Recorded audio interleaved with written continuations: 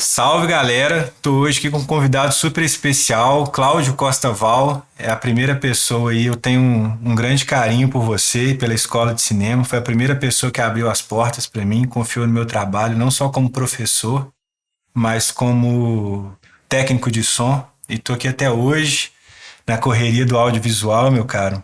Te agradeço mais uma vez pela presença, por ter aceitado o convite. Queria que você se apresentasse para o pessoal, por favor.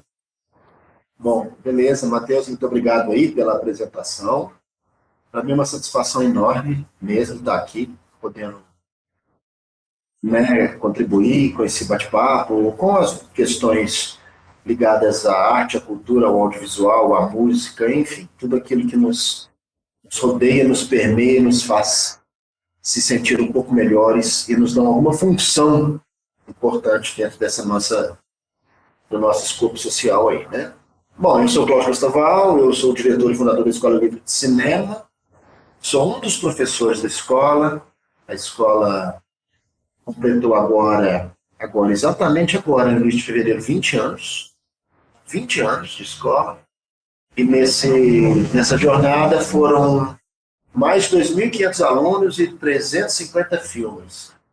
Eu preciso até fazer uma contabilização exata, porque é tanta coisa que passou por debaixo da ponte nesses 20 anos, que é difícil a gente ter um número exatinho. Eu acho que eu nem vou conseguir nunca um número exato, porque eu nunca fiz o registro sistêmico disso desde o começo.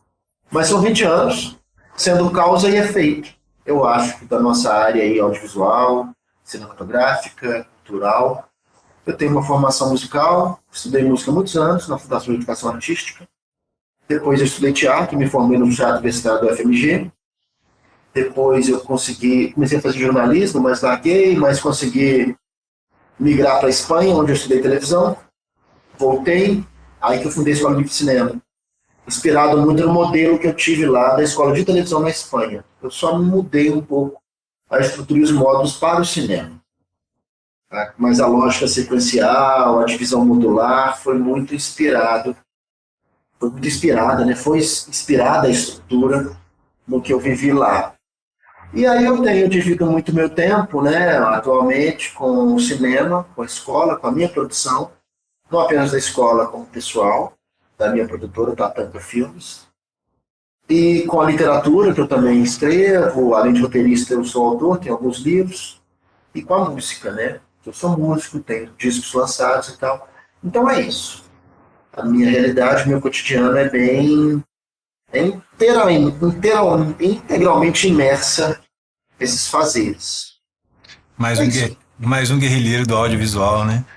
É exatamente isso, é guerrilha mesmo, é no front. Você chegou a comentar um pouco do que te inspirou a escola. Eu gostaria de reforçar essa pergunta. O que te inspirou a abrir a escola há 20 anos atrás?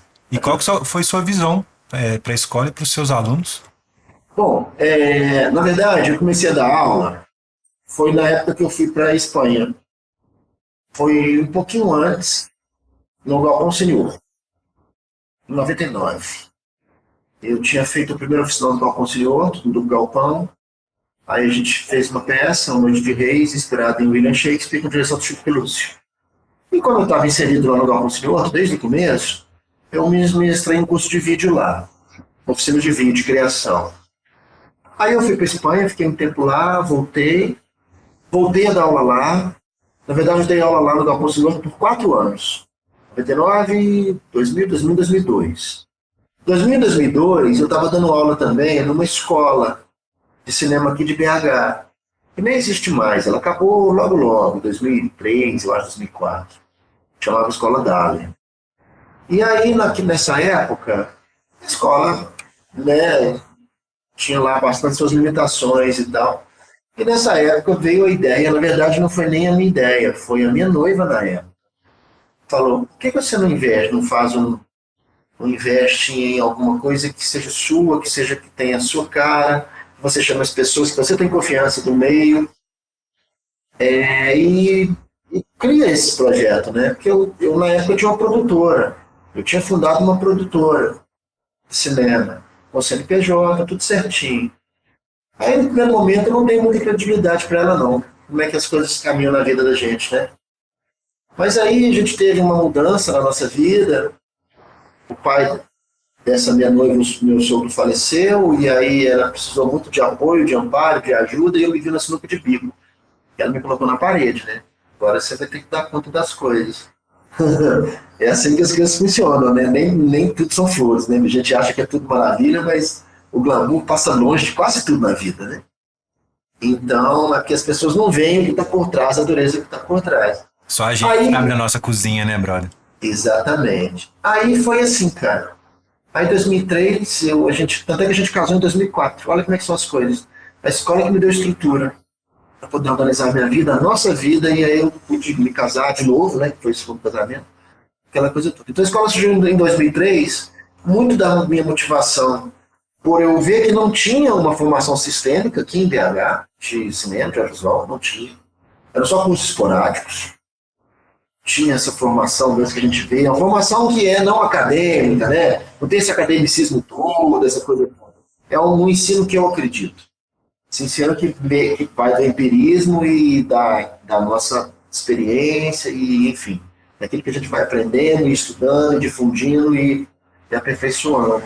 Então veio dessa percepção da necessidade, né, que havia demanda para isso, havia demanda para isso, por extensão, era possível fazer uma oferta, né, justa e tal, e também da necessidade.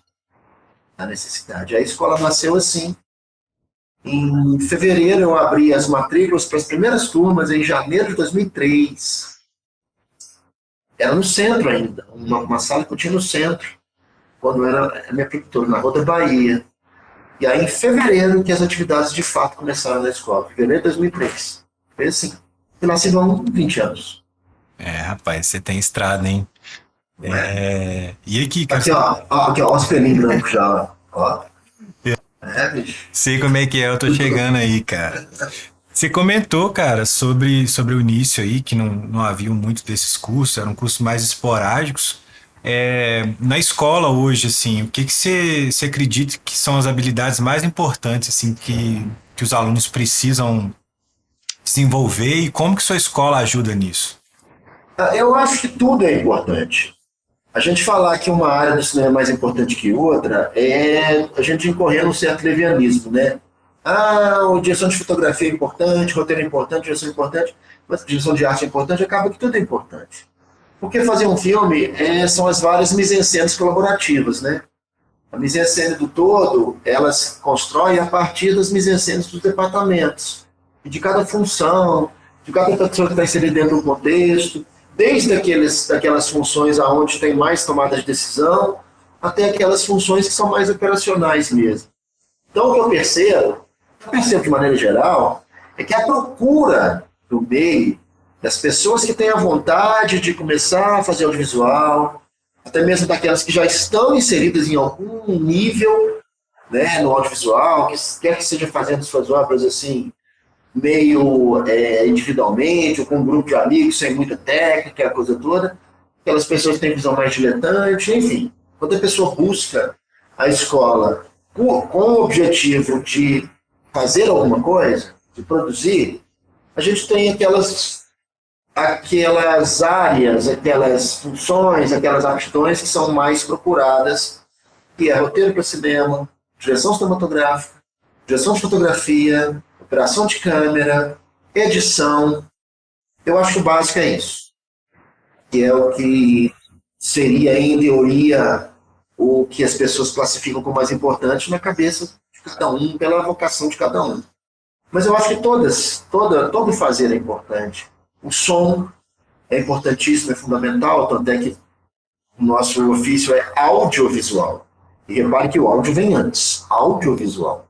As pessoas, às vezes, muito frequentemente preterem o som em função da imagem. E aí eu falo para todo mundo, como diretor, que filme bom com som ruim é filme ruim, velho. É filme tecnicamente ruim. Então aí também tem direção de arte, tem figurino, tem maquiagem, e tem a parte também de formação intelectual, filosófica, estética, né? História do cinema mundial, história do cinema brasileiro, teorias da montagem, crítica cinematográfica, estéticas do cinema contemporâneo, produção executiva. Se falar da música no cinema também, que a gente também tem um módulo de música no cinema aqui. Então você vê que em um ano de curso, que a escola se propõe a fazer um ano de curso, o Matheus sabe muito bem disso porque ele é professor aqui da escola, já tem alguns anos, a gente tenta passar por todo esse processo de construção do pensamento cinematográfico, né? Dessa fenomenologia audiovisual. Porque o que a gente percebe muito nos dias de hoje é que essa moçada mais nova domina muito o equipamento. Os caras filmam legal, fazem movimentos de câmeras muito bacanas, dominam a ferramenta, são super editores, aquelas edições bacanas e tal coisa. Então, ou seja, a pessoa se vira hoje em dia. Essa galera hoje em dia se vira nas ferramentas tecnicamente. Mas às vezes falta um background ali de conhecimento de linguagem, de história do cinema, com que possa dialogar, uma questão mais filosófica. Então eu acho que a gente também tenta atender a isso. Não, da hora, cara. Da hora mesmo. Eu ia até fazer uma brincadeira aí, que você falou do som. Se Deus disse faça-se a luz, é porque já existiu o som, viu? Aqui, Tipo cara. isso. Eu sei que sucesso é algo assim, como é que se fala? Existem várias formas de sucesso, né? Mas eu queria, assim, existe alguém que saiu da escola, assim, que você tem um certo carinho, que você percebeu que ele se engajou aí no mundo do cinema e traz muito orgulho, assim, pra escola? Se não quiser citar nome, não precisa, mas se Tem, quiser falar um assim, pouquinho da história. eu acho assim, tem tanta gente bacana, a gente acaba citando os que estão mais no momento preeminentes, e a gente esquece uma galera que às vezes nem está mais aqui em BH, está em São Paulo, está no exterior, que está fazendo as coisas aqui em televisão, em produtoras. Então são mais de 2.500 pessoas. E a maioria das pessoas que eu vejo, que eu percebo, quem quis seguir adiante na carreira, quem tomou isso como seu objetivo de vida, está inserido nesse contexto. Está inserido. Vou citar alguns nomes, que são algumas carreiras que são muito surpreendentes. Tem um menino aqui da escola, que foi da escola no primeiro semestre da escola, lá atrás, 2003, ele era da turma da tarde, 2003. A gente já começou em 2003 fechando 3 turmas assim, muito cheias. 15 alunos em cada uma das turmas, manhã, tarde e noite. Que era uma efervescência, foi uma novidade tão grande que a escola passou a não comportar todos os alunos. Eu tive que abrir turma extra em 2004, aquela coisa toda. Esse rapaz hoje chama-se César Rafael. Ele morou nos Estados Unidos, foi para os Estados Unidos, morou uns anos lá, fez filme lá e agora está de volta aqui no Brasil dirigindo seu primeiro longa. Ele fez um curta-metragem de muito sucesso, chamado Nota de Papel. E isso abriu as portas para ele do exterior. Tem um outro que eu me lembro, que esse seguiu uma carreira acadêmica absurdamente astronômica, que é o Rafael Sicarini. Rafael Sicarini da turma de 2004. Ele entrou aqui na escola em 2004, só que ele era um cara muito, muito, muito acima da média. No semestre seguinte, ele já entrou professor da escola, ele nem fez um ano inteiro de curso, ele fez um semestre só. Eu já botei ele como professor da escola, 2004. Ele deu aula aqui até 2010, mais ou menos. Depois ele foi para o Cine Humberto Mauro, depois ele foi para a UNA, ele estava fazendo mestrado quando ele entrou para a escola aqui, depois doutorado, pós-doutorado. Vou resumir, resumo da ópera. Hoje o Rafael Scarini, ele é reitor da UNA. É reitor da UNA. Estou falando de professor, nem de coordenador de curso, não. Ele é o reitor da UNA. E do grupo Ânima, regional, acho que Sudeste e Centro-Oeste, um negócio assim. Tem também os meninos da Filme de Plástico, né? Chamo os meninos, já são, né, mas que são muito queridos também, que se conheceram aqui na Escola Livre de Cinema. Na sala de aula, pelo menos 3 deles, né? São 4, na verdade, né? Mas é o Gabito, o Andrezinho e o Thiago se conheceram aqui na Escola Livre de Cinema. Aliás, a propósito, o Thiago trabalhou aqui na escola. Ele foi da secretaria da escola, acho que durante um ano, um pouco menos que isso, talvez. Então, dos 4, né, os 3, eles se conheceram aqui na escola. Então, são nomes que a gente pode citar que deixam a gente muito feliz. Mas, assim, tem tantos outros, cara. Tantos outros, Léo Pirata, Léo Amaral,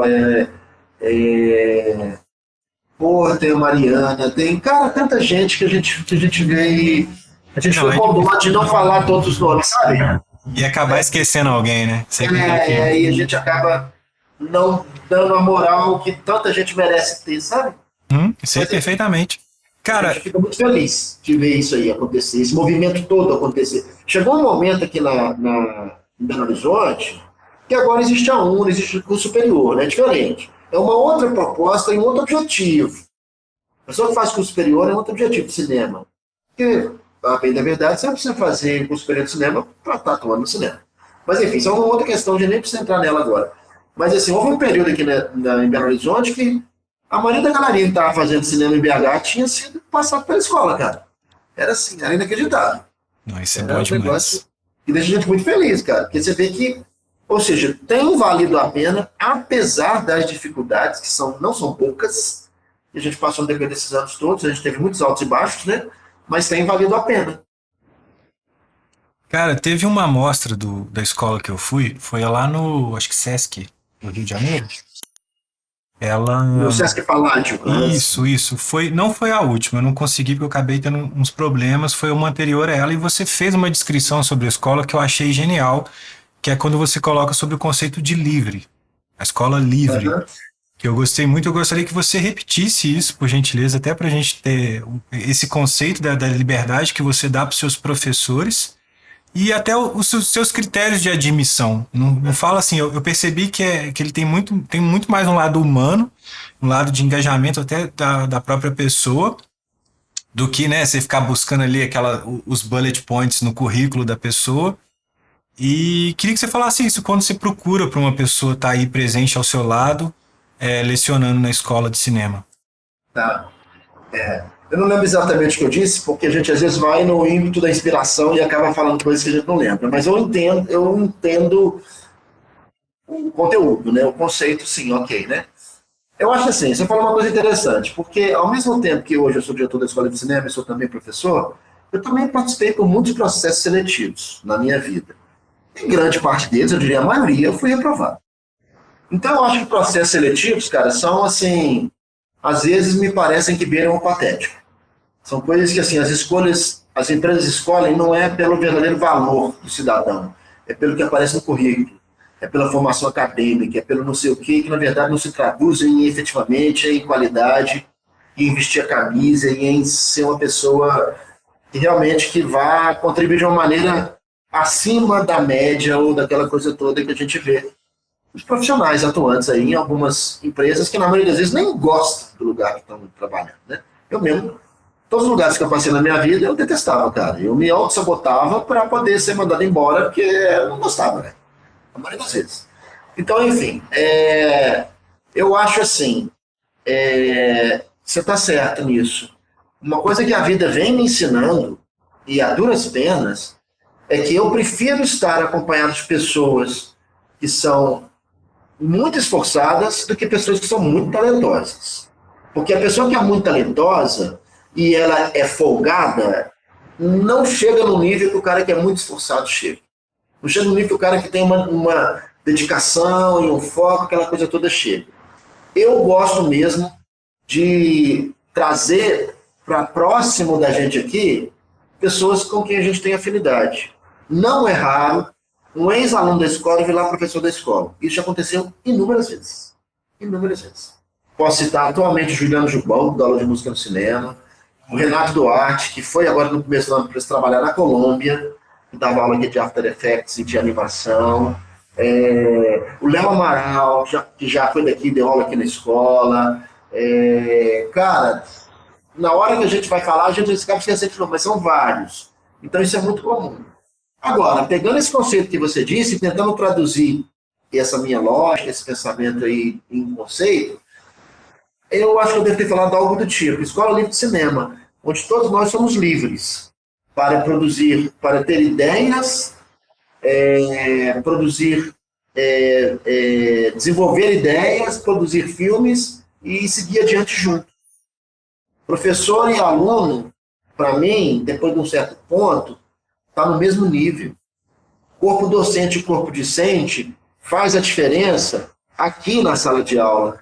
Ali fora, da janela para fora aqui, ó, tem a janela na minha frente aqui, na rua, a gente vira parceiro de trabalho.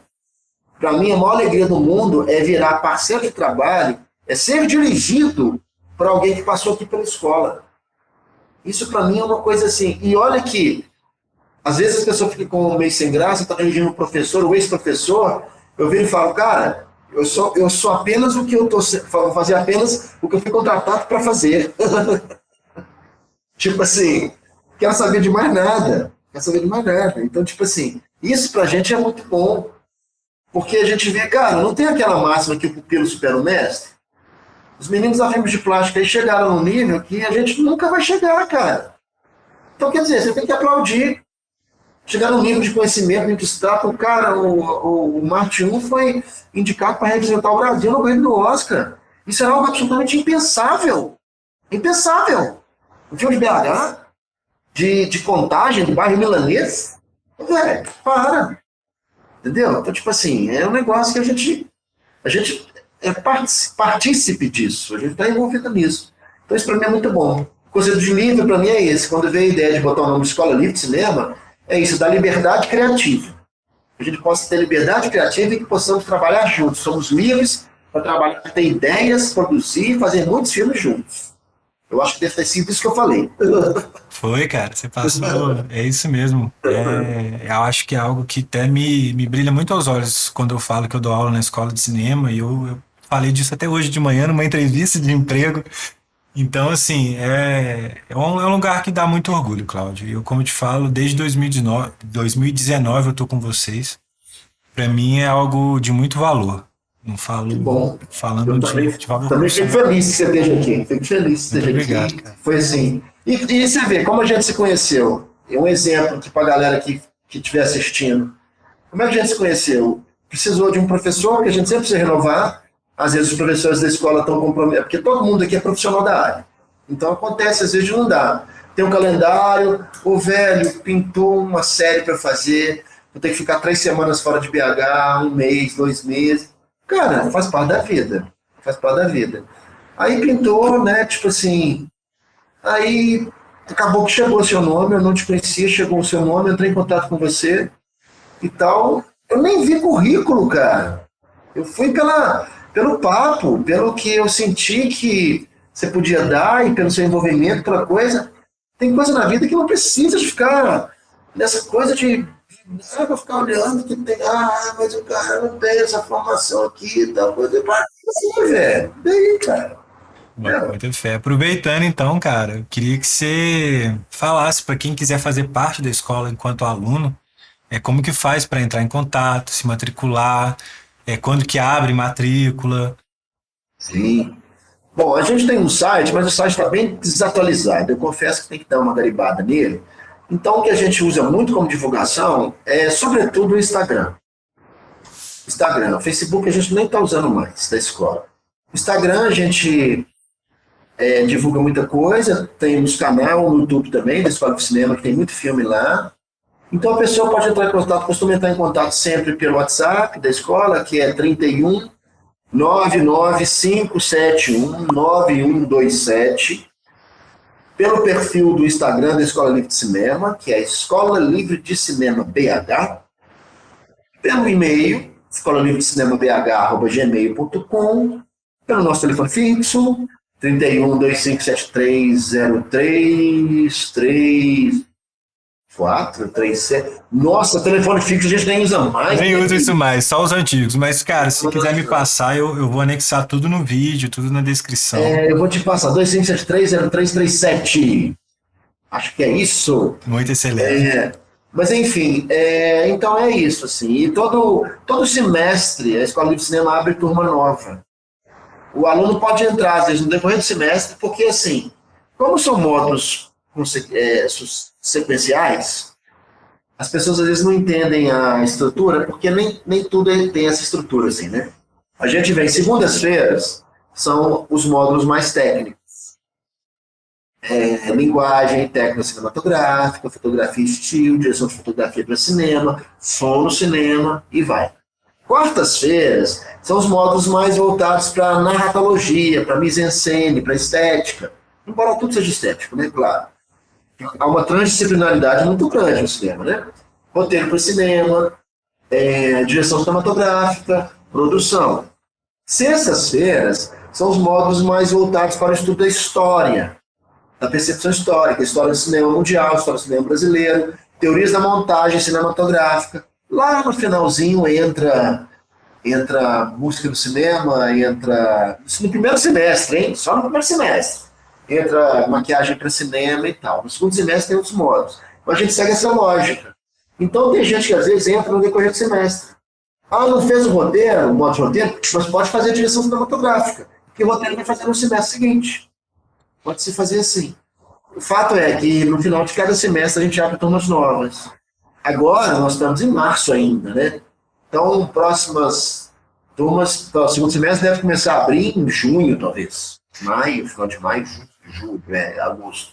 E assim vai. E no final do ano, dezembro, janeiro, abre novas turmas, de novembro, dezembro, né? Para turma de fevereiro. Então é assim que rola. E se a pessoa quiser fazer disciplina isolada, pode? Pode. Ah, eu quero fazer. O meu barato é só roteiro. Aliás, é o que mais acontece. Roteiro é o módulo que tem mais procura. Roteiro, direção e direção de fotografia. Dos módulos que mais atraem as pessoas. Já percebi isso. Já tem muitos anos que já percebi isso. Pode fazer, ué. Tipo assim, eu quero fazer só roteiro. Pode. Quero fazer só direção. Pode. Quero fazer só história do cinema. Também às vezes tem. Porque tem gente que às vezes não quer estudar cinema para trabalhar com cinema. Para compreender mais sobre filmes, sobre diretores, sobre gêneros, sobre os períodos históricos. Aí pode fazer só história de cinema. Eu quero fazer só direção de fotografia. Pode. Embora, em direção de fotografia e direção cinematográfica, eu tento avaliar um pré-requisito do indivíduo, se ele tem conhecimento de linguagem. Porque se o cara não tem nenhum conhecimento de linguagem, nunca estudou cinema e fizer direção de fotografia de cara, ou direção cinematográfica, vai ser um pouco complicado. Porque a pessoa tem que ter um certo cabedal, uma noção de repertório para chegar em algumas partes técnicas do cinema, né? E a pessoa começa a estudar áudio de cara, é bom que entenda, antes de pegar gravação pela tela, entenda pelo menos um pouco de microfone, como é que se dá a posição do som, aquela coisa toda, né? Ter um mínimo de conhecimento para poder saber no que está se metendo, né? A pessoa fica... É aquela coisa, a pessoa às vezes começa a operar bem alguma coisa, mas não entende o que está por trás, né? Que aí o trabalho dela pode ser melhorado, né, cara? Tem um background, né? Não, perfeitamente. Cara, é uma pergunta um pouco indelicada, mas eu acho que super necessária, dada a longevidade da escola. Eu queria que você falasse um pouquinho de como que foi a sobrevivência da escola na pandemia. Quais que foram os maiores desafios que você passou? Eu participei, mas do seu lado deve ter sido um pouquinho mais corrido. E como que foi superar isso, cara? Foi assim, bom, eu acho que foi uma coisa muito inesperada e muito chocante para todos nós, né? A sociedade de maneira geral, planetária, a sociedade brasileira, sobretudo porque a gente viu acontecer no Brasil, foi ainda mais terrível, né? Não precisaria ter sido tão terrível, o fato é, a verdade é essa. Então, ou seja, para a gente foi muito difícil. Foi algo como se a gente tivesse inserido num filme distopia, Resident Evil, Walking Dead, essa coisa toda. Esse negócio de você ter que ficar trancado, a gente só tinha conhecido isso na ficção, né, cara? Só é filme de ficção. Né? Então, 2020, quando... Essas datas eu não esqueço, cara, não tem como esquecer. Dia 16 de março, começou a se falar em pandemia aqui em Belo Horizonte. Dia 20 de março, tudo fechou. Foi assim. Foi um negócio assim. Eu me lembro que em janeiro de 2020 eu estava vendo Fantástico e falando como é que o Irã estava tudo trancado, aquela coisa toda. E aí logo depois veio aquela coisa terrível da Itália. Eu falei, isso está muito longe da gente. E foi um negócio muito brutal, né, cara? Foi assim. A gente se fechou. 2020, para a gente aqui, apesar de todo o estresse que causou na humanidade, em todos nós, a gente conseguiu segurar, porque a gente estava com 4 turmas. 2 turmas que tinham entrado em fevereiro, no mês anterior, e 2 turmas que estavam no segundo período do curso, que tinham entrado no meio de 2019. Então a escola conseguiu manter um nível financeiro que a gente tinha. Teve muito problema depois de 2020. Embora a gente tenha até conseguido fazer um certo uma certa reserva, porque a gente entrou em mecanismos de, é, de manutenção do espaço cultural que teve da Lei Aldir Blanc. Eu, pessoa física, eu ganhei 3 prêmios pela minha carreira, que abriram porque estava todo mundo meio que à míngua, né? A gente teve um pouco de redução financeira, que teve gente que não teve mais recurso, mais receita, teve que parar o curso, pessoal de escola particular.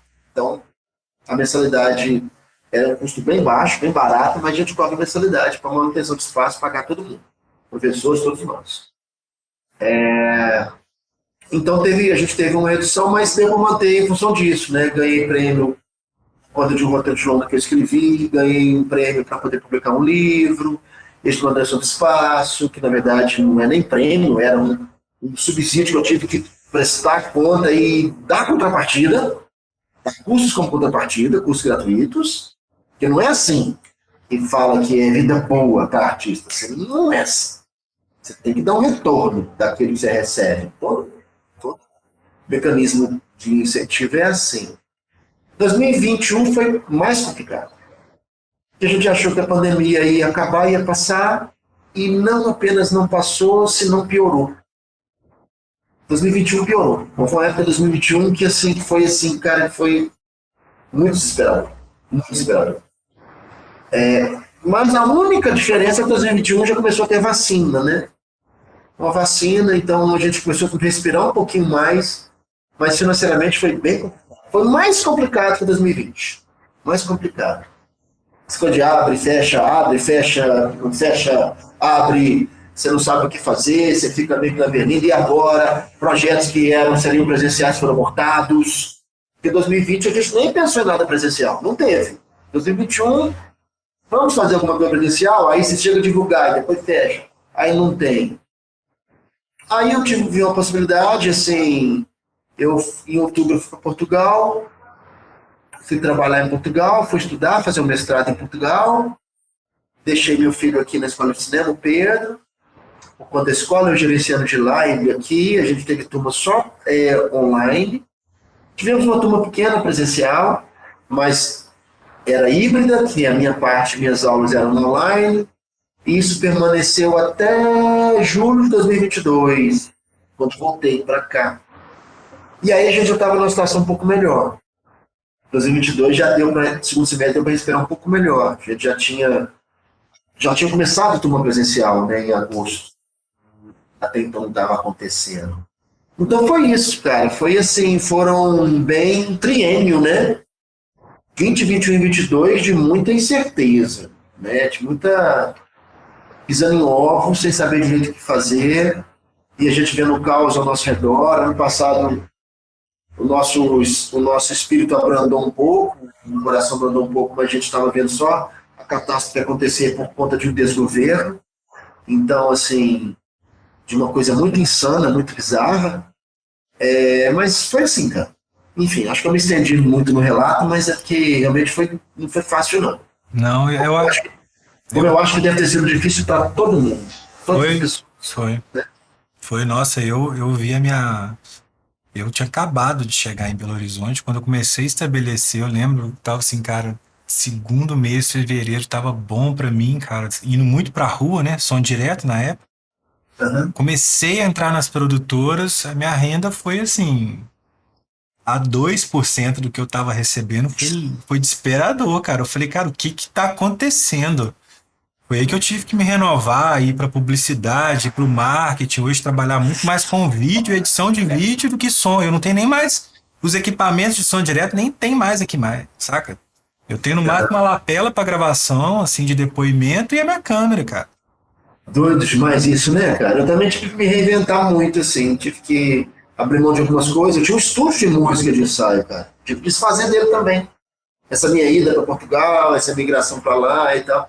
Desfiz de muito equipamento, coisas que eu vinha adquirindo e a vida inteira, cara. Você tem que desfazer, aquela coisa toda. Aí, ou seja, aí um recomeço, né? Mas assim, uma vez eu escutei uma frase que é assim, né? Tipo assim, vão-se os anéis, mas ficam os dedos, né, cara? Então, não tem problema. Vão-se os anéis, ficam os dedos. Já não podem perder os dedos.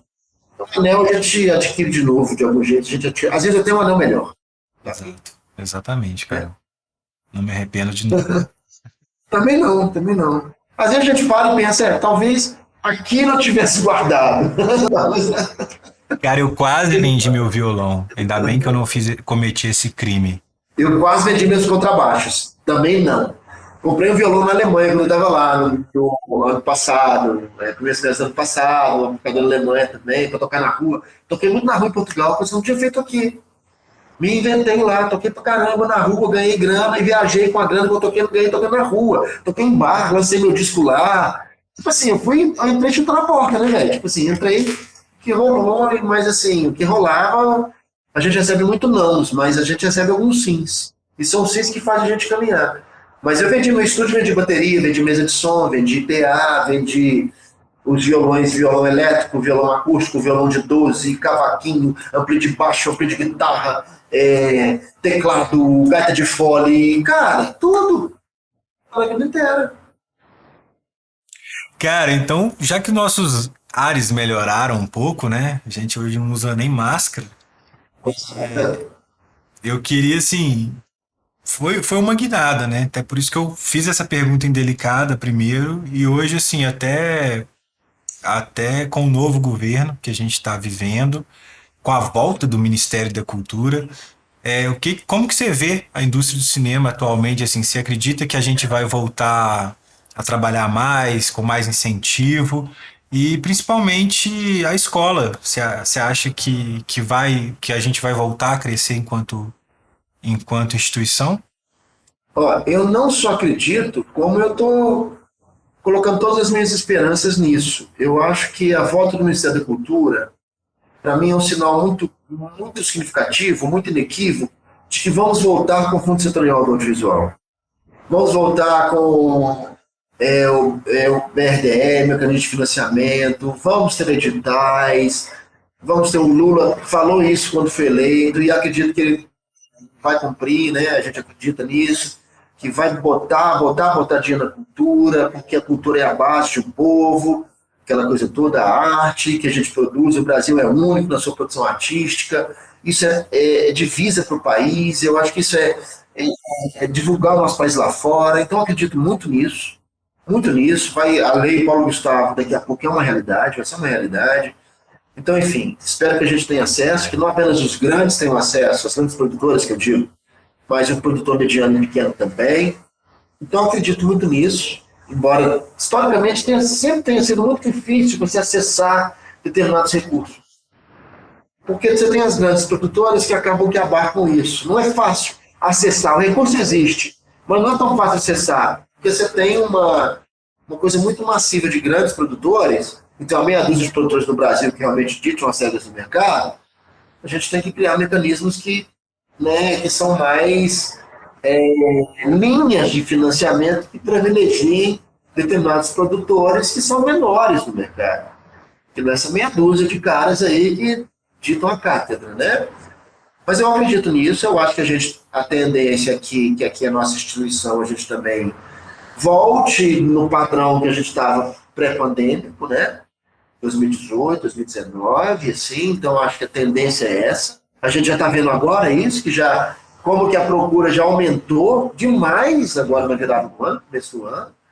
Nós estamos com mais alunos e diariamente todo mundo quer saber muita coisa, mantivemos a turma online, que nunca havia acontecido, começou a acontecer em 2020 e nunca deixou de ter também, que é uma opção para quem não é de Belo Horizonte. Nós temos um aluno agora que é chileno, ele é de Santiago do Chile. No ano passado eu tive um aluno que estava morando no Dubai, tive um aluno que estava morando na Holanda, tive alunos que eram de fora de BH, galera do Nordeste também, menina do Maranhão fazendo curso. Então isso é bom, foi uma maneira que a gente descobriu, né, eu lembro de, na época, antes da gente pensar nisso, Matheus aí, gente, falando para fazer curso virtual, curso online, eu falei, bicho, nunca tinha pensado nisso, confesso que eu nunca tinha pensado, nunca precisei, na verdade. Uma coisa que a Né? pandemia nos trouxe de positivo, né? A gente tem que ver o lado bom, é exatamente até o que a gente está fazendo agora. Porque eu acredito que se fosse em 2019, eu falar, pô, vamos fazer uma chamada de vídeo, pô, ninguém vai ver isso, cara. Não vi, não, não. Então, assim, eu acho Eu que nunca, nunca tinha feito uma live na minha vida, cara. Aí em 2020 eu gravei live de banda, aquela coisa. Eu fiz live, tocando, aquela coisa. Então, tipo assim, foi coisas muito inéditas pra gente, muito novas. Vocês viram a quantidade de concertos online que aconteceram e tal, coisa. Realmente isso, a questão do curso. Pra você ter uma ideia, antes de 2020, eu tinha usado Skype na minha vida, gente, vocês vão ficar estarrecidos. Uma vez, uma vez, eu tive que baixar o Skype no meu celular, porque me convidaram para fazer assistência de direção de uma série, aqui em BH, eu estava em São Paulo, 2020 eu dividi BH com São Paulo. Eu ficava uma semana por mês lá e 3 semanas aqui. Eu aluguei um apartamento lá, com o lugar de BH também, ficava lá e aqui. Eu fiz uma live para a diretora e para a produtora, para a roteirista, conversar comigo para ver se eu pegava assistência de direção. Eu nem sou assistente de direção, mas trabalho, a gente trabalha, né, velho? Então, coisa assim, foi uma coisa na minha vida. Nunca tinha feito uma live, eu não sabia. Opa, que live, galera? Tipo assim, né? Aí hoje a gente, felizmente a tecnologia nos ajudou sempre nesse aspecto, né? Muito. com certeza. Cláudio, a gente chegou na última pergunta, uma pergunta que Uau. eu faço para todas as pessoas que vêm aqui conversar comigo, porque eu acho muito interessante, porque o meu foco principal é pegar pessoas que estão com mais movimento no mercado, assim, com mais experiência. Mais movimento, não, mais experiência, né? Então, se tratando da escola, 20 anos, você com 68 aí já de estrada, Nossa senhora, hein?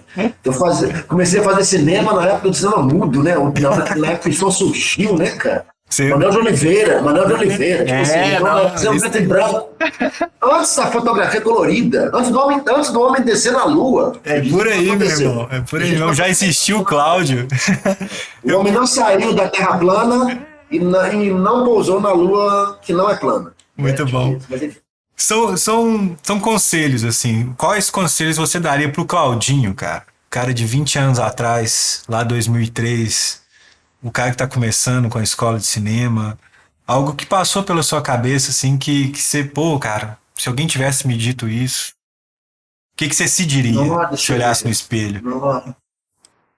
Tipo assim, eu acho que tem uma coisa que na época que eu fiz terapia, psicoterapia, que eu entrei num limbo muito doido, todos nós, a gente, uma vez, em algum momento da vida a gente entra, lá por volta de 2006, 2007, que a minha terapeuta falou que eu devia ser menos artista e mais empresário.